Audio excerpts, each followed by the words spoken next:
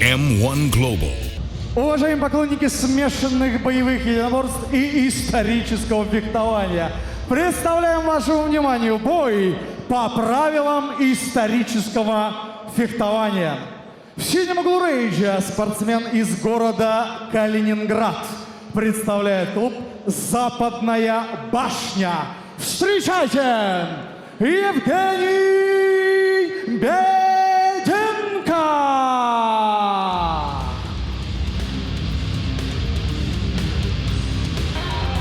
В красном углу рейджа спортсмен из клуба «Боярд» представляет город-герой Москва. Встречайте! Иван Васильев!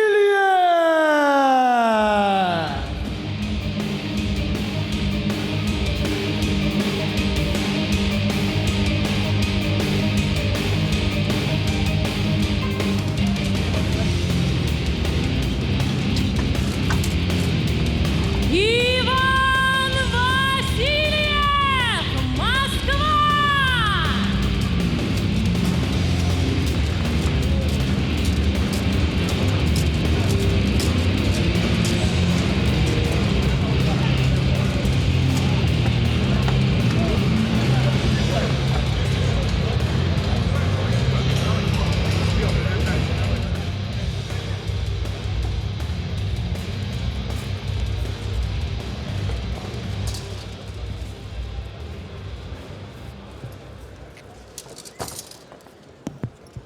Спортсмен в синем углу рейджа представляет янтарный запад России, город Калининград. Спортсмену 31 год, вес 74,8 килограмма, рост 176 сантиметров. Профессиональный рекорд.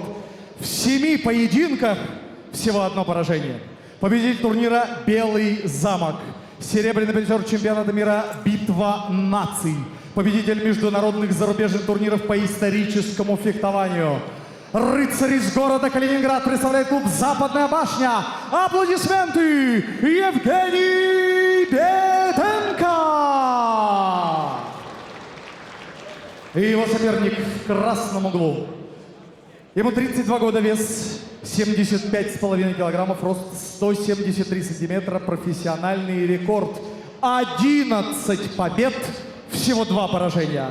Он двукратный чемпион России, вице-чемпион турнира «Белый замок», призер чемпионата мира «Битва наций», победитель турниров «Рыцарский вызов» и «Поле Куликова». Иван Васильев, Боярд, город Москва. Уважаемые рыцари, защищая честь вашей прекрасной дамы, помните о судье, он без оружия. Человек ослепительного благородства Вячеслав Киселев, Санкт-Петербург, Россия. Бойцы на середину. Итак, рыцари, правила помним, не нарушаем. Работаем 3 раунда по 3 минуты. Колющие удары, запрещенные удары, в парк запрещены. Внимательно слушаем мои команды, деремся честно. Ударили мечами, щитами, разошлись по углам.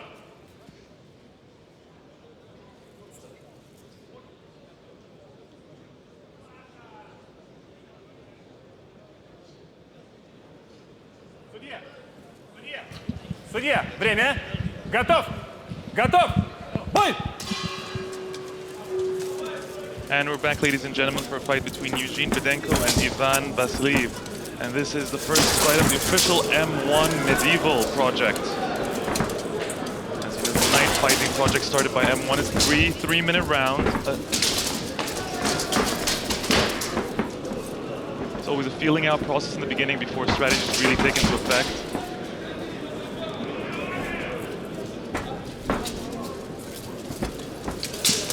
Bedенko in the red is a welterweight who represents the Night Fight Club, Zapandya Bashya. For people that have not yet figured out this out, these are really real swords. We have to put the accent that the damage are very real. The armor that they're wearing are also very real.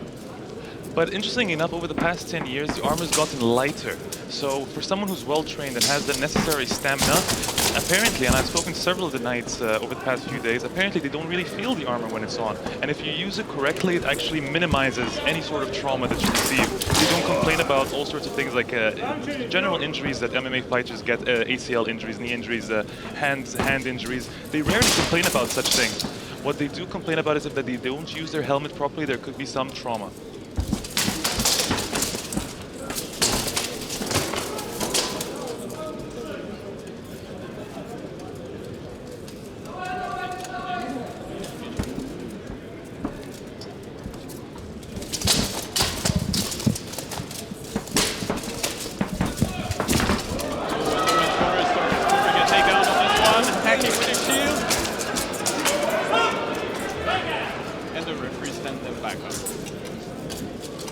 Внимательно!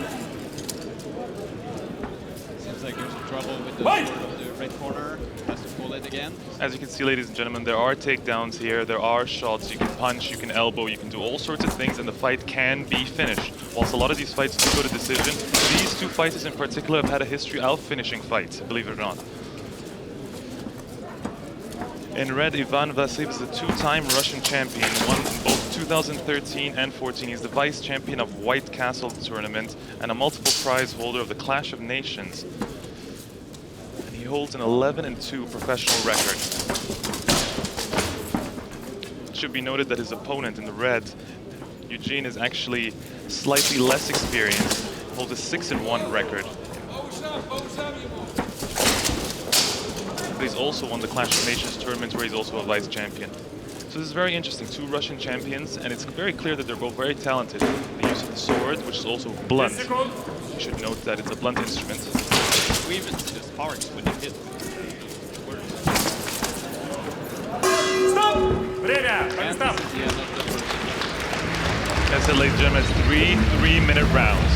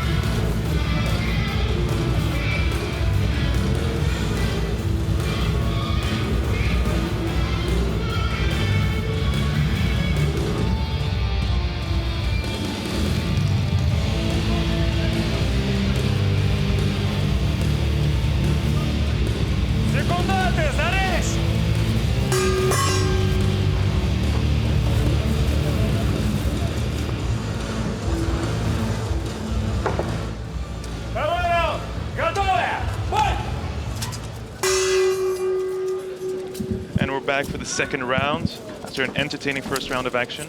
The crowd really enjoys watching these night fights. It's very new to them here, but they definitely enjoy it.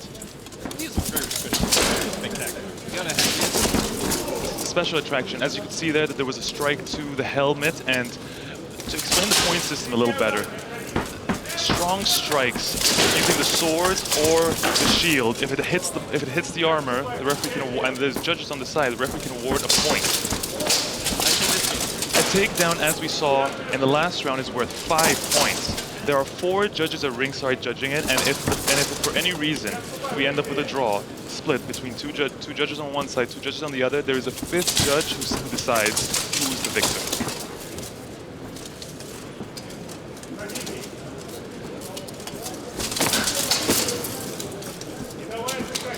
You can see the fighters are a lot more comfortable now. They're getting a little fancier with their shots.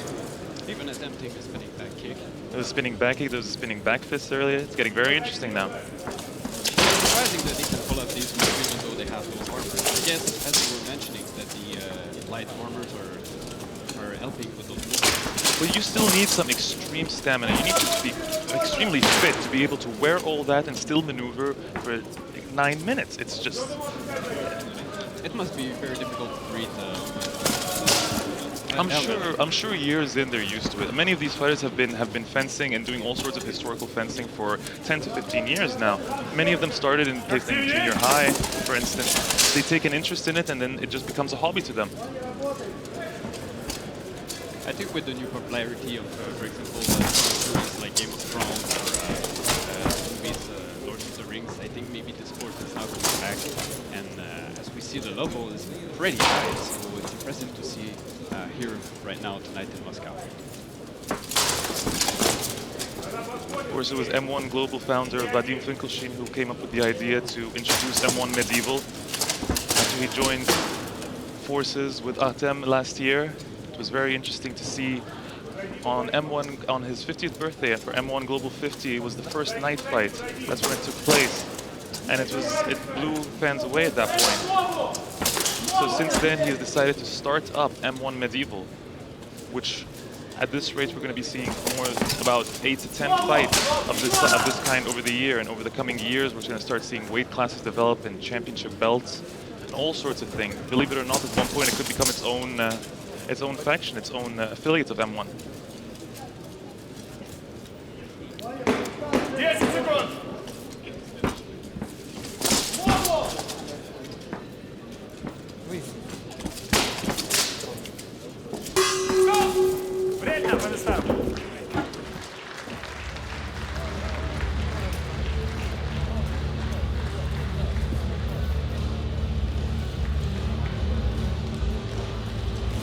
Евгений, он устал больше, чем ты.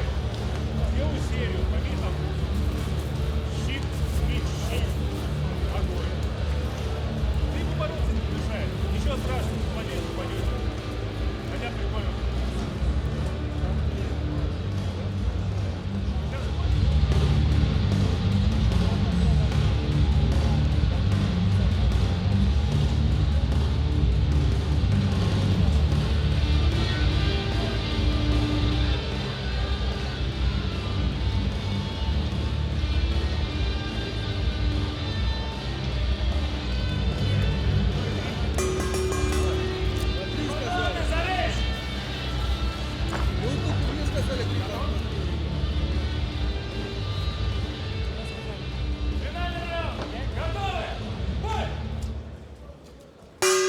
And this is the last and final round of this fight. While many might be watching this right now and not taking it very seriously, it should be noted that several of the top gyms in both St. Petersburg and Moscow have started to implement fencing incorporate fencing into preparation for their fighters. So MMA fighters, whether they are competing in M1 Medieval or not, which they generally will not be, will still be doing all sorts of fencing to work on their agility, stamina, dexterity, hand-eye coordination. Vasilev successfully attempted a takedown here. Referee stops them, stands them up. And that'll be the second one. If we're going on points, it looks like Evgeny is doing the better here.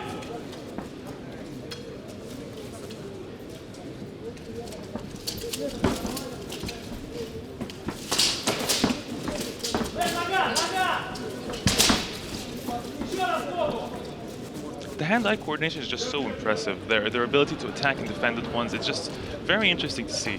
For a sport that's so foreign to us right now, it's just very fascinating. Bedенko landed a good shot to the head. Seems to be resting in the corner. Will Vasiliev take advantage of it?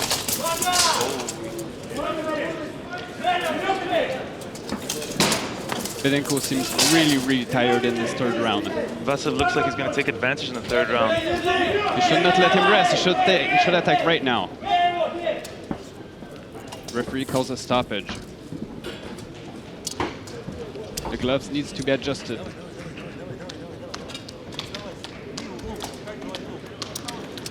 And in the other corner, the cornerman is actually using the shield as a fan for Evgeny. I think this little pause will help both fighters gain some energy to finish this round. Oh, I'm sure they weren't complaining about the few seconds they got to rest there.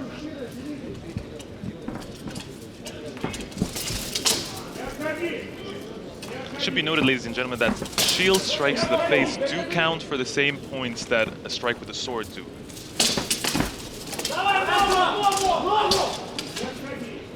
Bedенko just landed one of those shields attack. Vasiliev is moving forward. What a strike there. both fighters studying each other, trying to catch their breath. So what do you think, Yuri? Is this something that interests you? Something you'd like to try? This is definitely not something I would like to try, but to watch a fight like this, for me, this is very entertaining. This is very special. I like this medieval type of fighting. I'm really, really happy that M1 is bringing this back. I think this is really spectacular for all the people watching at home and watching here in the audience. Oh, big knees here landed by Vasilev. Referees decide to stop the action. As we're saying, there's a lot of MMA strikes going on in this fight as well, incorporating all sorts of elements: fencing, historical fencing, and MMA. And this is the end of the round and the end of the fight.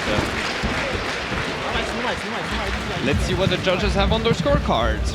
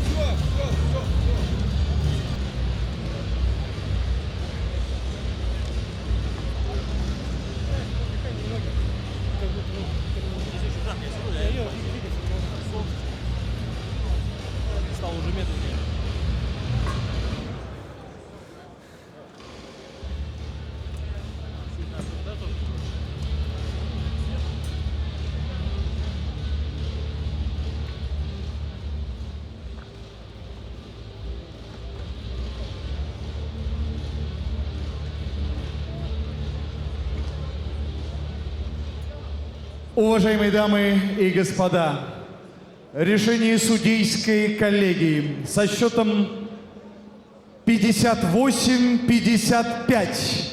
В этом поединке победу одержал спортсмен из города Калининград, клуб «Западная башня», Евгений Беденко. И набрал 58 баллов. Наши поздравления.